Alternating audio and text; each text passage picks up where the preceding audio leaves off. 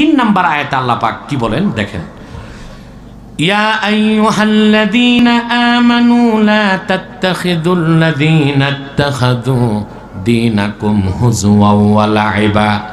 ঈমানদারগণ, তোমরা ওই সব ব্যক্তি কাফের মুশরিক বেঈমান অবিশ্বাসী যারা তোমাদের দ্বীন ইসলামকে নিয়ে তামাশা করে, খেল তামাশা করে, ইসলামকে নিয়ে কটাক্ষ করে, মিনাল্লাযীনা উতুল কিতাবা মিন ক্বাবলিকুম, বিশেষ করে আহলে কিতাব যারা, কারা আহলে কিতাব যারা, আহলে কিতাব কারা? ইহুদি এবং খ্রিস্টান, ওয়াল কুফার এবং বাকি যারা কাফের আউলিয়া, তাদেরকে তোমরা বন্ধু বানায়ো না, তাদের সাথে সম্পর্ক করো না।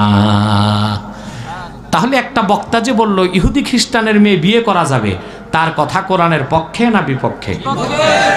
আল্লাহ স্পষ্ট বলে দিলেন সূরা মায়দায় 57 নম্বর আয়াতে, ইহুদি খ্রিস্টানকে বন্ধু বানানো যাবে না, তাদের সাথে সম্পর্ক করা যাবে না, তাদেরকে অভিভাবক বানানো যাবে না। আর এই বক্তা ইহুদি খ্রিস্টানের কাছে পারসেজ হয়ে ফতুয়া দিচ্ছে ইহুদি খ্রিস্টানের মেয়ে বিয়ে করা যাবে। চিল্লায় বলে নাউজুবিল্লাহ।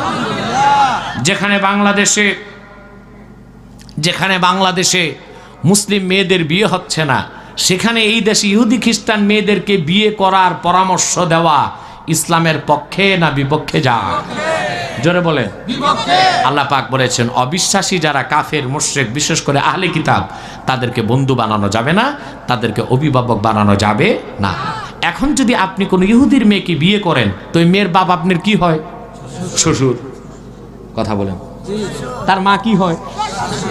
তো অভিভাবক হইল কি না? আর আল্লাহ বলতেছেন ইহুদি খ্রিস্টানকে অভিভাবক বানানো যাবে না, তাদেরকে সাথে সম্পর্ক করা যাবে না, তাদেরকে নেতা বানানো যাবে না। আর এই মোল্লা, এটা তো মৌলবী না, মোল্লা, সে বলতেছে ইহুদি খ্রিস্টানের মেয়েকে বিয়ে করা যাবে। এই বদবখত কমবখত হেমার ইবনে হেমার, ও তো বুঝেই নাই যে আহলে কিতাব কারা। যেই আহলে কিতাবকে বিয়ে করা জায়েজ বলা হয়েছে, ওই আহলে কিতাব সারা দুনিয়া এখন একটাও নাই।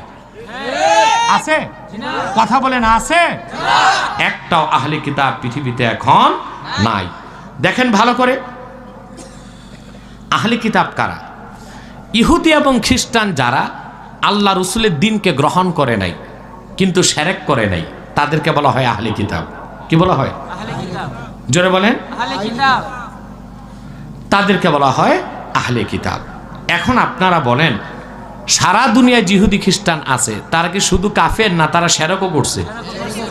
যেমন ঈসা রুহুল্লাহর মূর্তিকে এখন তারা সেজদা করে খ্রিস্টানরা, আর ইহুদিরা ওজাইরের মূর্তিকে সেজদা করে। তাহলে তারা এখন মুশরিক।